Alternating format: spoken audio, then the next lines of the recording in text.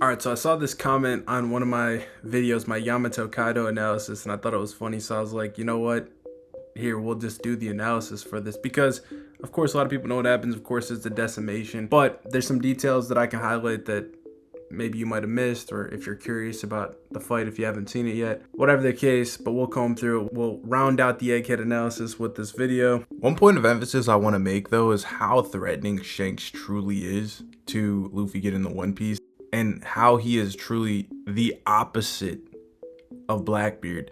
They're both extremely threatening for completely opposing reasons, and I'm going to get into that more toward the end of the video. But if Shanks is indeed going for the One Piece like he says, this is something Luffy's going to have to encounter, villain or not. With Shanks and Kid, it's actually pretty interesting that Shanks doesn't seem like he's too keen on fighting anybody. And we see that he's drinking in the bar and he turns away a little kid from joining on the crew. He says, "I don't take little hot-headed kids on board with me." Shout out to Luffy. And then one of his crew members runs over and says, "Hey Captain, he actually attacked us. The younger fellows are squabbling now. What do you want to do?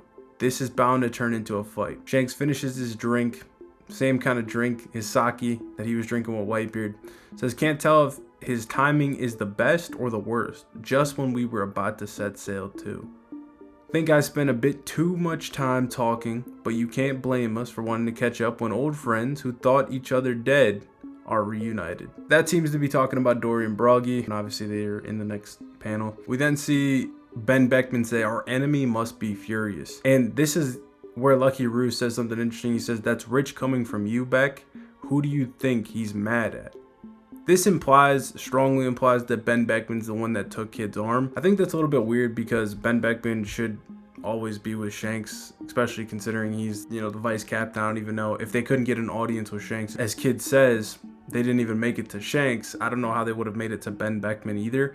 Maybe Ben Beckman just happened to be over there at the time and he just took it upon himself. And honestly could have been somebody a lot weaker because that was a kid well before Wano. He should be a lot weaker. But I also think that this is kind of a missed opportunity for Oda, because why not just show us the flashback here if they're going to reference it? And if it's all but confirmed it's Beckman, just show us it happening. That would have been pretty cool. Shanks ends up saying, again, he does not want to see major harm come to Elbaf. So he doesn't really prefer fighting there. He says, "I won't let this island be a battleground." After they ask him if there's going to be a war, he asks Dory and Broggy to help him with that, which obviously foreshadows what's to come. What I find super interesting about this is that with Luffy and the Straw Hats potentially going to Elbaf here, what do they usually do every island? Turn it into a battleground. I don't know if Elbaf is going to be a battleground because I don't know if there's somebody there that could truly challenge Luffy in a fight at this point, especially given that Shanks doesn't seem like he's going to be there for the arc, and I don't know if they would fight in Elbaf anyway, especially given that Shanks doesn't want to fight there. Maybe you get into like Prince Loki or whatever if Oda wants to hype him up or something like that, or if they fight against the Giants, or maybe it's something to do with like the lesser Straw Hats fighting, which I've theorized a lot. But regardless, if Elbaf does become a battleground in some way, shape, or form, this could further lead to conflict in the future between Shanks and Luffy, because he basically desecrated his territory, turned a land, maybe even inadvertently, into a battleground that's supposed to be sacred land to Shanks. This also is off the back of Bartolomeo, who is under Luffy's banner, burning his flag. So they are building slowly but surely to Shanks and Luffy conflict. We then get an awesome panel where Shanks gets prepared to leave and set sail with his crew members. And he tells, it looks to be Rockstar, "Before we leave, I need you to go ask him something. Ask him, do you want to fight me here and now? Or do you prefer to just leave your road poneglyph and flee?" Basically telling him, bro, you're going to get slammed. So I'm going to show you mercy. Do you want to just get out of here? But now that you've already tested us and you've tested my fleet, you're going to have to give up something. Like, you're not getting out of this scot-free, but I'll let you leave with your life if you just drop the poneglyphs. And such an alpha dog move from Shanks. He yells, "Make your choice." We then cut to Kid's crew, where of course they said what I mentioned, that they never got an audience with red hair last time. And Killer says, "Instead we got beaten to a pulp and you lost your arm. They won't stop at an arm this time. They'll take your life." And Kid says, "Maybe so, but only if I lose." The infamous words before disaster, but it is a cold line. Like, if Kid would have showed out in this fight, This would have been badass. Only if I lose with the panel of Shanks there as well. I would actually, I think all the Egghead fights, truthfully, like they all got kind of rushed. I wouldn't have been mad if it was like a mid diff or something. If Kid got some offense in, I wouldn't have been mad if it was a little bit more extended than what we saw. But basically, they pulled up to this fleet of ships. They were shooting at them lazily. And Kid says, all these ships belong to pirate crews working for the Red Hair Emperor. Each one of them is known and feared, says somebody, which gets completely contradicted right after this. They mention in 1079 that Shanks's fleet is known for being weak. The affiliates are basically just protected by his flag. Kid's pirates like have really bad information. Apparently, we see some of these fodder characters that Kid isn't impressed with. Like he's even calling out the information. Killer says, still there are some famous names among them. Don't get sloppy. I mean, Killer's a good right hand man. Like even if they're fodder, it doesn't matter. Don't take it easy because you never know. Shanks starts telling everybody to move the ships out of the way because they're all in the way of his ship getting out of the port. He walks onto his ship, which is behind all the other ships because they still haven't moved. And Lucky Roo says, don't worry, Captain, we'll handle it. Which again, kind of reinforces the point I was mentioning earlier where it's like, if Ben Beckman's the one that took that arm, it's like Lucky Roo seemed to think he was just garbage at that point because like Lucky Roo is like, we'll handle it, we'll take him out. And then Shanks actually says, come on, he's worth $3 billion. Don't underestimate how fast these young guns can grow. Shanks obviously doesn't know how strong he is. And obviously bounties don't necessarily equate to strength, but it seems that Shanks believes that somebody with a $3 billion bounty is too much for Lucky Roo, Yasop, these characters. Obviously Ben Beckman isn't pictured there. I don't think it would apply to him anyway. It's an interesting little piece of dialogue. We see Yasop was observing. Shanks asked if Kid was healthy to fight, which is even a more alpha dog move. And Yasop says, yep, he looks healthy to me. Seems ready to go. And Shanks says, oh, well, that's good then. Like, nothing's going to taint the victory. I'm going to stomp him out. He's at full health. There's no excuses. I'm not going to, basically be a hypocrite to what I said to Green Bull and Wano, where while they're recovering, you're going to come in and basically attack. He then asks about the intel about Blackbeard. And this is a very intriguing situation because a lot of people question, well, if Shanks knows that Blackbeard is at the Beehive, like everybody knows that he's at the Beehive, that's his headquarters, Hachinosu, why doesn't Shanks pull up on him there? A couple reasons. I think that what's clear from this is that Shanks is just monitoring what Blackbeard is doing. It seems that he definitely went to Wano in case Blackbeard showed up there, like Green Bull did, to where he wanted to be prepared to potentially, thwart him for what could be a litany of reasons. It's also possible he doesn't want to fight Blackbeard at Hachinosu because if he fights Blackbeard at Hachinosu, he's going to have to deal with all the pirates that inhabit the island. It's far reaching well beyond Blackbeard's crew. Even in the recent chapter, we see the likes of like Don Creek and Jin, which obviously these guys aren't super strong, but it's just a nuisance to deal with to have an island filled with pirates around.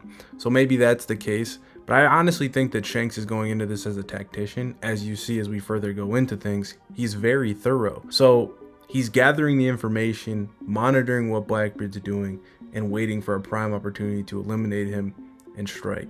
Kid then prepares to basically crash out on the fucking fodder. He whips out his ultimate move. His railgun is awakening right away. He's going to take out all these ships at once, and Shanks confirms that it was going to happen. Kid was going to kill all these people. And Shanks' future sight here and observation Aki here is so crazy that him being positioned behind all these ships still on the dock on the island, essentially, is able to see exactly what the fuck Kid was going to do and fly all the way, or jump, so to speak, all the way from his position to Kid and blitz him. He says the damage is too extreme. Ben Beckman says, I think he's seen an ugly future with a smirk on his face. Some people were saying that implies Ben has future sight of himself. Maybe, like, did he also look into the future? But I don't think that proves that in any kind of sense. It seems to me that Ben just knows Shanks' demeanor. And I actually really like the juxtaposition of these two because it's like, Shanks is taking it super serious and getting really angry about it, and Ben sees this and like has a smirk on his face, like he knows Shanks is about to pop off on these dudes, and he's like finding it funny, just like you would with your bro. If you know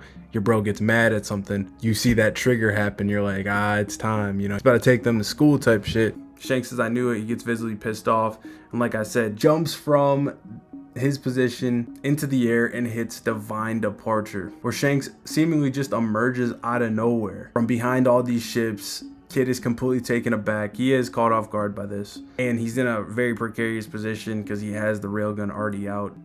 but there's nothing he can do at that point. He gets immediately taken out with divine departure, and then also has to take his own explosion. Now, the interesting thing about this is that Shanks, as he jumps into the air, says, "Scatter the fleet." But I don't know how they did that, or if they did that, or what the case was, or if he was just telling them to get out of the way so their ship could go. But Kid's like railgun was actually like pulling in, some of the surrounding ships.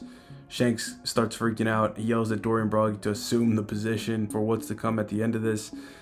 And then again, as I said, decimates Kid, but not only Kid, also Killer and some of these other members. Shanks walks away looking all cool, not joking about shit at this point. It's mentioned that Killer got hit too when he tried to step in to protect him, which is pretty impressive that he was able to even react in any capacity. Also, he's still conscious as he's groaning on the ground, and Kid is not. So depending on how you look at that, it's kind of impressive for Killer to have a better endurance showing than Kid if you take it that way, unless you think he didn't actually get hit with any of the slash, he just got hit with the explosion, he was too late, which is possible. But it's kind of in line with how we saw them both take the Fulgora. Killer and Kid are actually pretty much always, neck and neck with each other stat-wise. When Big Mom used Hera and Fulgora, we get this panel where Kid is on the ground and Killer's standing there. So you could either take an interpretation that Killer dodged the attack and Kid got hit by it, or Killer took it better. Either way, it's a really good moment for Killer in comparison to Kid. With that said, that makes Shanks' feat here even more impressive. The crew's even screaming out, "Kid is dying." The captain's not moving, he is dying. They immediately say they surrender, they give up their poneglyphs, and Shanks jumps off their ship at that point, returns back to his, and no mercy from Shanks. He told Dorian Broggy to get in their position and didn't call off the hit. He said, "Nah, we're following through," and they use Haku sovereignty and decimate the Victoria upon Kid's ship, telling Kid and his pirate crew, "If you want to point your guns at our home, just remember, what goes around comes around." And at Elbaf in the New World, the 3 billion bounty pirate Eustace Captain Kidd and his Kid pirates were destroyed. With an epic panel of Shanks showing that he is ruthless when it matters, ruthless when somebody threatens his territory. And I think that this really was effective in building up Shanks even further, especially when you compare this to somebody like Big Mom, who even had Kid on the ground when he was dealing with the ailments inflicted by Hawkins, who had control of his arm, control of his body, and he couldn't protect himself, and he was still taking attacks to the back, still remaining conscious, and was able to take multiple attacks from Big Mom. To be taken out with one attack from Shanks here makes Shanks look epic no matter how you slice it, especially because Killer is also involved, who also took multiple attacks from Big Mom as well. So yes, that is the decimation of Captain Kidd. I don't really think that it would have mattered if Kidd was on guard or was, in a situation where he didn't have the railgun out. I think that, he would have been blitzed regardless. I think that this is essentially a no-diff. It's a one shot. Maybe you extend it to low because Shanks exerted, he exerted some force to do it and seemed pretty pissed off and seemed to, respect the power. But I mean, I'm fine with just classifying this as a straight no diff. One shot. How do you guys think this ends for Kid? Do you think he'll come back? Do you think he's still going to be alive? I think that looking at this, I understand how Oda writes. Very rarely does he actually kill somebody off, especially given that we don't have absolute confirmation he's dead. But they're on enemy territory, where Elbaf's the only island nearby, and Shanks and the Giants already were showing you that they weren't going to show any mercy. He was already dying before the Haku sovereignty hit. And then with a devil fruit, Killer having a smile fruit, and all the other crewmates that are just fodder, decimated by that attack in the middle of the ocean with nobody to fish them out. I just don't see how you plausibly make them come back to the shore and come back alive. Maybe you have somebody like Saul step in and fish him out. Maybe somebody obscure does. I mean, I could see multitude of ways for Oda to do it, but I personally think that it's more effective in this case to just have Kid die. But I know some people would prefer he comes back. But what do you guys think about that? Also, are you guys disappointed with Kid if this is in fact his last fight, his last showing? Would you have liked to see him get some offense in on Shanks, or at least have a showing? I mean, Law didn't do much better, but at least like his battle IQ was able to give him an opening early on. Would you have preferred him to get something like that? Let me know in the comments below. I think that that was actually purposeful because it showed that Blackbeard and Shanks had the power to just, decimate these two that were relative to each other anyway, in Law and Kid. But it shows that one is super reckless when he goes into fights and it leaves openings. Or even at the end of the fight where, Law is basically dead and finished. The simple mistake of relaxing too early allowed Beppo to go so long, and escape with Law that could potentially make Law a threat going forward. I don't think he really will be, but you're supposed to crush your enemy totally. That is the embodiment of what Shanks did to Kid.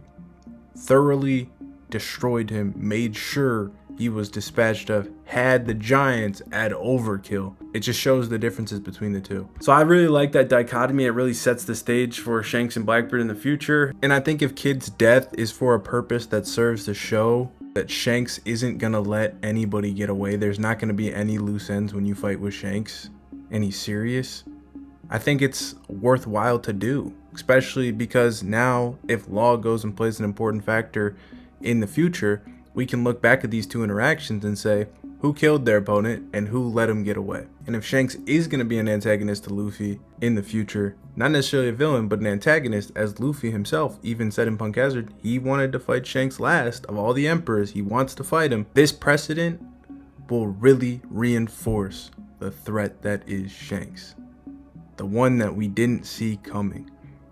The biggest threat to the One Piece and Luffy's true greatest challenge. Potentially. But it's just a theory and it's possible. I still think Blackbeard, Eam, all these people are likely possible opponents, but I'm just throwing it out there. Shanks is a possibility. Do not sleep. I hope you guys enjoyed this video. Let me know what kind of content you'd like to see going forward. I might do some Sakamoto Days fights. I just finished that manga. Let me know. Catch you guys. Peace.